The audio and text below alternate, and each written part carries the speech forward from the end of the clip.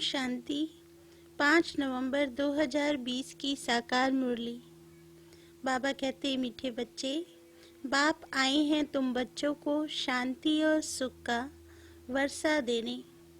तुम्हारा स्वधर्म ही शांत है, इसलिए तुम शांति के लिए भटकते नहीं हो।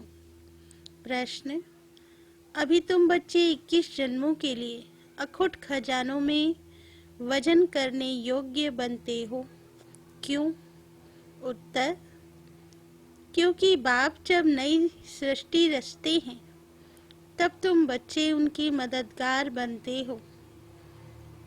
अपना सब कुछ उनके कार्य में सफल करते हो, इसलिए बाप उसके रिटर्न में 21 जन्मों के लिए तुम्हें अखुट खजानों में ऐसा वजन करते हैं जो कभी धन भी नहीं खुटता, दुख भी नहीं आता, अकाले मृत्यु भी नहीं होती।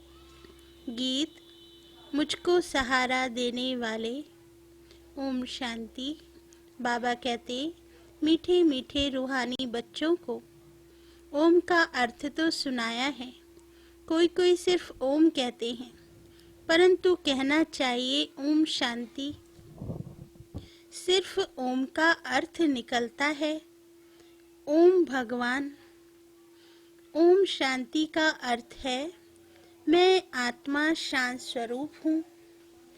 हम आत्मा है, यह हमारा शरीर है। पहले है आत्मा, पीछे है शरीर। आत्मा शांत स्वरूप है, उनका निवास स्थान है शांति धाम। बाकी कोई जंगल में जाने से सच्ची शांति नहीं मिलती है। सच्ची शांति मिलनी ही तब है जब घर जाते हैं, दूसरा शांति चाहते हैं। यह अशांति का दुख धाम विनाश हो जाएगा, फिर शांति हो जाएगी। तुम बच्चों को शांति का वर्षा मिल जाएगा। वहाँ ना घर में ना बाहर राजधानी में शांति होती है, उसको कहा जाता है शांति का राज्य। यहाँ है अशांति का राज्य, क्योंकि रावण राज्य है।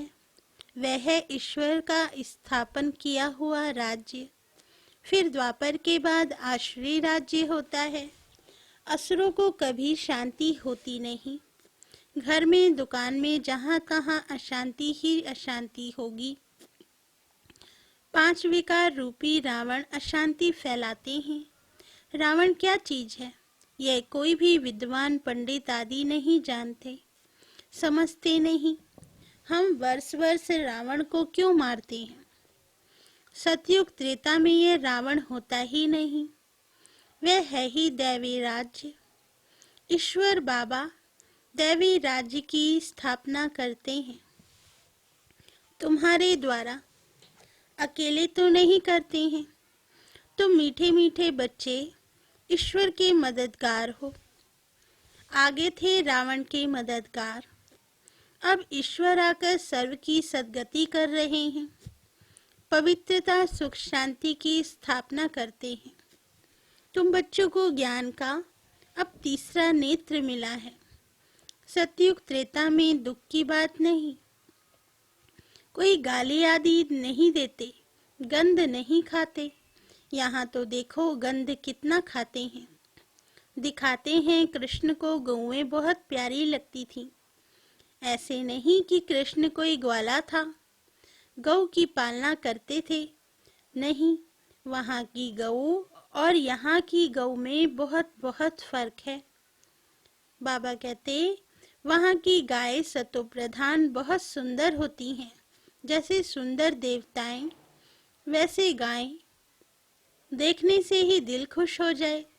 वह है ही स्वर्ग, यह है नर्क। सभी स्वर्ग को याद करते हैं। स्वर्ग और नर्क में रात दिन का फर्क है।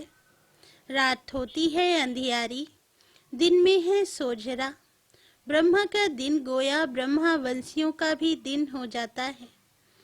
पहले तुम भी घोर अंधियारे रात में थे। इस समय भक्ति का कितना जोर है।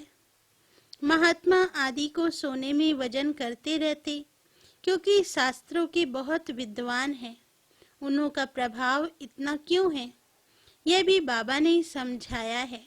झाड़ में नए नए पत्ते निकलते हैं तो सतो प्रधान है, ऊपर से नई सोल आएगी तो जरूर उनका प्रभाव होगा ना।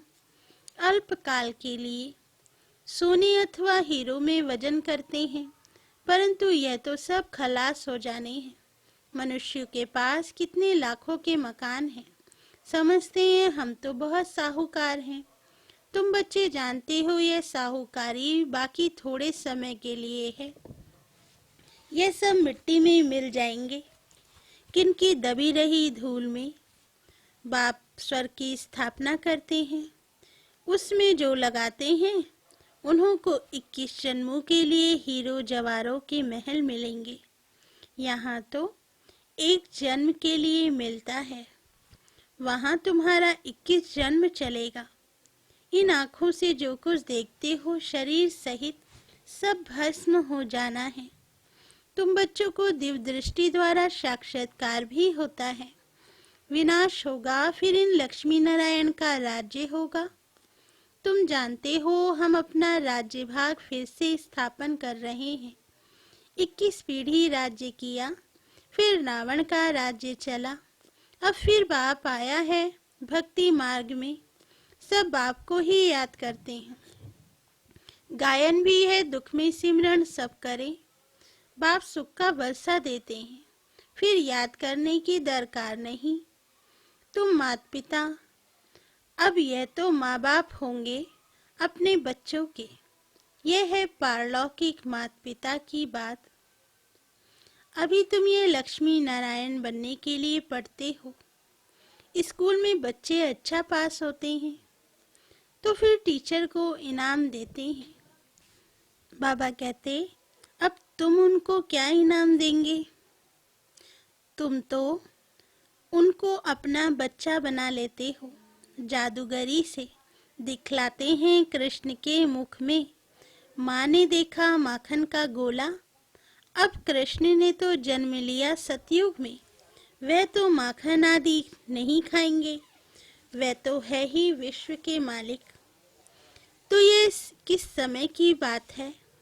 यह है अभी संगम की बात। बाबा कहते, तुम जानते हो हम ये शरीर छोड़ बच्चा जाए बनेंगे, विश्व का मालिक बनेंगे। दोनों क्रिश्चियन आपस में लड़ते हैं और माखन मिलता है। तुम बच्चों को राजाई मिलती है ना, जैसे वो लोग भारत को लड़ाकर मक्खन खुद खा गए। क्रिश्चियन की राजधानी पौन हिस्से में थी, पीछे आहिस्ते आहिस्ते छूटती गई। सारे विश्व पर सिवाय तुम्हारे कोई राज्य कर ना सके। तुम अभी ईश्वरी संतान बने हो। अभी तुम ब्रह्मांड के मालिक और विश्व के मालिक बनते हो। विश्व में ब्रह्मांड नहीं आया। सूक्ष्म वतन में भी राजाई नहीं है। सतयुग त्रेता ये चक्र यहाँ स्थूल वतन में होता है। ध्यान में आत्मा कहाँ जाती नहीं। आत्मा निकल जाए तो शरीर खत्म हो जाए। ये सब है साक्षात्कार। रिद्धि सिद्धि द्वारा ऐसे भी साक्षात्कार होते हैं जो यहाँ बैठे विलायत की पार्लियामेंट आदि देख सकते हैं। बाबा के हाथ में फिर है दिव्य दृष्टि की चाबी। तुम यहाँ बैठे लंदन देख सकते हो। औजार आदि कुछ नहीं जो खरीद करना पड़े। ड्रामा अनुसार उस समय पर वह साक्षात्कार होता है जो ड्रामा में पहले से ही नूंद है। जैसे दिखाते हैं भगवान ने अर्जुन को साक्षात्कार कराया, ड्रामा अनुसार उनको साक्षात्कार होना था। यह भी नूंद है, कोई की बड़ाई नहीं है। यह सब ड्रामा अनुसार होता है। कृष्ण विश्व का प्रिंस बनता है, गोया मक्खन मिलता है। यह भी कोई जानते नहीं कि विश्व किसको, ब्रह्मांड किसको कहा जाता है। ब्रह्मांड में तुम आत्माएं निवास करती हो। सूक्ष्म वतन में आना जाना साक्षात्कार आदि इस समय होता है। फिर 5000 वर्ष सूक्ष्म वतन का नाम नहीं होता। कहा जाता है ब्रह्मा देवता नमा। फिर कहते हैं शिव परमात्माए नमः, तो सबसे ऊंच हो गया ना। उनको कहा जाता है भगवान। वह देवताएं हैं, मनुष्य परंतु दैवी गुण वाले हैं। बाकी 4-8 भुजा वाले मनुष्य होते नहीं। वहाँ भी 8 भुजा वाले ही मनुष्य होते हैं, परंतु संपूर्ण पवित्र। अपवित्रता की बात नहीं, अकाले मृत्यु कभी होती नहीं। तो तुम बच्चों को बहुत खुशी रहनी चाहिए। हम आत्मा इस शरीर द्वारा बाबा को तो देखें। देखने में तो शरीर आता है, परमात्मा अथवा आत्मा को तो देख नहीं सकते। आत्मा और परमात्मा को जानना होता है। देखने लिए फिर दिव्य दृष्टि मिलती है, और सब चीजें दिव्य दृष्टि से बड़ी देखने में आएंगी। राजधानी बड़ी देखने में आएगी। आत्मा तो है ही बिंदी। बिंदी को देखने से तुम कुछ भी नहीं समझेंगे। आत्मा तो बहुत महीन है। बहुत डॉक्टर सादी ने कोशिश की है आत्मा को पकड़ने की, परंतु किसको पता नहीं पड़ता। वो लोग तो सोने हीरे में वजन करते हैं। तुम जन्म जन्मांतर पदमपति बनते हो। तुम्हारा बाहर का सो जरा भी नहीं। साधारण रीति इस रथ में बैठ पढ़ाते हैं। उनका नाम है भागीरथ। यह है पतित पुराना रथ, जिसमें बाप आकर ऊँचते ऊँच सर्विस करते हैं। बाप कहते हैं मुझे तो अपना शरीर है नहीं। मैं जो ज्ञान का सागर, प्रेम का सागर हूँ, तो तुमको वर्षा कैसे दूं? ऊपर से तो नहीं दूंगा। क्या प्रेरणा से पढ़ाऊंगा? जरूर आना पड़ेगा ना। भक्ति मार्ग में मुझे पूछते हैं, सबको प्यारा लगता हूँ। गांधी नेहरू का चित्र प्यारा लगता है। उनके शरीर को याद करते हैं। आत्मा जो अविनाशी है, उसने तो जाकर दूसरा जन्म लिया। बाकी विनाशी चित्र को याद करते हैं। वह भूत पूजा हुई ना। समाधि बनाकर उन पर फूल आदि बैठ चढ़ाते हैं। यह है यादगार। शिव के कितने मंदिर हैं? सबसे बड़ा यादगार शिव का है ना। सोमनाथ मंदिर का गायन है। मोहम्मद गजनवी ने आकर लूटा था। तुम्हारे पास इतना धन रहता था। बाबा तुम बच्चों को रत्नों में वजन करते हैं, खुद को वजन नहीं कराता हूँ। बाबा कहते, मैं इतना धनवान बनता नहीं हूँ, तुमको बनाता हूँ। उनको तो आज वजन किया, कल मर जाएंगे। धन कोई काम नहीं आएगा। तुमको तो बाप अखुट खजाने में ऐसा वजन करते हैं जो 21 जन्म साथ रहेगा। अगर श्रीमत पर चलेंगे तो वहाँ दुख का नाम नहीं। कभी अकाले मृत्यु नहीं होती। मौत से डरेंगे नहीं। यहाँ कितना डरते हैं, रोते हैं। वहाँ कितनी खुशी होती है। जाकर प्रिंस बनेंगे। जादूगर, सौदागर, रत्नागर, वह शिव परमात्मा को कहा जाता है। यह शिव परमात्मा को कहा जाता है। तुमको भी साक्षात्कार कराते हैं, ऐसे प्रिंस बनेंगे।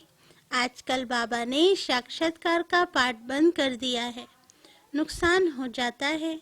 अभी बाप ज्ञान से तुम्हारी सदगति करते हैं। तुम पहले जाएंगे सुख धाम, अभी तो है दुख धाम। तुम जानते हो आत्मा ही ज्ञान धारण करती है, इसलिए बाप कहते हैं अपने को आत्मा समझो। आत्मा में ही अच्छे व बुरे संस्कार होते हैं। शरीर में हो तो शरीर के साथ संस्कार भस्म हो जाएं। तुम कहते हो शिव बाबा, हम आत्माएं पढ़ती हैं इस शरीर द्वारा। नई बात है ना। हम आत्माओं को शिव बाबा पढ़ाते हैं, यह तो पक्का पक्का याद करो।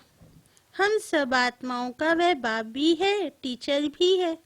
बाप खुद कहते हैं मुझे अपना शरीर नहीं है, मैं भी हूँ आत्मा, परंतु परमात्मा कहा जाता है। परंतु मुझे परमात्मा कहा जाता है। आत्मा ही सब कुछ करती है, बाकी शरीर के नाम बदलते हैं। आत्मा तो आत्मा ही है। मैं परमात्मा तुम्हारे मुआफिक पुनर्जन्म नहीं लेता हूँ। मेरा ड्रामा में पार्ट ही ऐसा है जो मैं इनमें प्रवेश कर तुमको सुना रहा हूँ। इसलिए इनको भाग्यशाली रथ कहा जाता है। इसको पुरानी जूती भी कहते हैं। इनको पुरानी जूती भी कहते हैं। शिव बाबा ने भी पुराना लॉन्ग बूट पहना है। बाप कहते हैं मैंने इसमें बहुत जन्मों के अंत में प्रवेश किया है। पहले पहले ये बनते हैं तत्व। पहले पहले यह बनते हैं तत्वम। बाबा कहते हैं तुम तो जवान हो, मेरे से जास्ती पढ़कर ऊंच पद पाना चाहिए, परंतु मेरे साथ बाबा है तो मुझे घड़ी घड़ी उनकी याद आती है। बाबा मेरे साथ सोता भी है, परंतु बाबा मुझे भाकी नहीं पहन सकते। तुमको भाकी पहनते हैं। तुम भाग्यशाली हो ना। शिव बाबा ने जो शरीर लोन लिया है, तुम उनको भाकी पहन सकते हो। मैं कैसे पहनूं? मुझे तो यह भी नसीब नहीं है, इसलिए तुम लकी सितारे गाए हुए हो। बच्चे हमेशा लकी होते हैं। बाप पैसे बच्चों को दे देते हैं, तो तुम लकी सितारे ठहरे ना। शिव बाबा भी कहते हैं तुम मेरे से लकी हो। तुमको पढ़ाकर विश्व का मालिक बनाता हूँ। मैं थोड़े ही बनता हूँ, तुम ब्रह्मांड के भी मालिक बनते हो। बाकी मेरे पास जास्ती दिव्य दृष्टि की चाबी है। मैं ज्ञान का सागर हूँ, तुमको भी मास्टर ज्ञान सागर बनाता हूँ। तुम इस सारे चक्र को जान चक्रवर्ती महाराजा महारानी बनते हो। मैं थोड़े ही बनता हूँ। बूढ़े होते हैं तो फिर बच्चों को विलकर खुद वानप्रस्थ में चले जाते हैं। आगे ऐसा होता था। आजकल तो बच्चों में मुंह जाकर पड़ता है। पारलौकिक बाप कहते हैं मैं इनमें प्रवेश कर तुम बच्चों को कांटों से फूल विश्व का मालिक बनाए, आधा कल्प के लिए सदा सुखी बनाए। मैं वानप्रस्थ में बैठ जाता हूँ। ये सब बातें शास्त्रों में थोड़े ही हैं। सन्यासी उदासी शास्त्रों की बातें सुनाते हैं। बाप तो ज्ञान का सागर है। खुद कहते हैं यह वेद शास्त्र आदि सब भक्ति मार्ग की सामग्री है। ज्ञान सागर तो मैं ही हूँ। अच्छा, मीठे मीठे सिकिलदे बच्चों प्रति माता पिता बाप दादा का याद प्यार और गुड मॉर्निंग। रूहानी बाप की रूहानी बच्चों को नमस्ते। हम रूहानी बच्चों की रूहानी माता पिता बाप दादा को याद प्यार गुड मॉर्निंग और नमस्ते बाबा, नमस्ते। धारणा के लिए मुख्य सार। फर्स्ट पॉइंट, इन आँखों से शरीर सहित जो दिखाई देता है यह सब भस्म हो जाना है, इसलिए अपना सब कुछ सफल करना है। सेकंड पॉइंट, बाप से पूरा वर्षा लेने के लिए पढ़ाई पढ़नी है। सदा अपने लक्ष्य को स्मृति में रख ब्रह्मांड व विश्व का मालिक बनना है। वरदान, माया के रॉयल रूप के बंधनों से मुक्त विश्वजीत जगत जीत भव। वरदान का सार, मेरा पुरुषार्थ, मेरी इन्वेंशन, मेरी सर्विस, मेरी टचिंग, मेरे गुण अच्छे हैं, मेरी निर्णय शक्ति बहुत अच्छी है। यह मेरापन ही रॉयल माया का रूप है। माया ऐसा जादू मंत्र कर देती है जो तेरे को भी मेरा बना देती है। इसलिए अब ऐसे अनेक बंधनों से मुक्त बन एक बाप के संबंध में आ जाओ तो माया जीत बन जाएंगे। माया जीत ही प्रकृति जीत, विश्व जीत व जगत जीत बनते हैं। वही एक सेकंड के अशरीरी भाव के डायरेक्शन को सहज और स्वतः कार्य में लगा सकते हैं।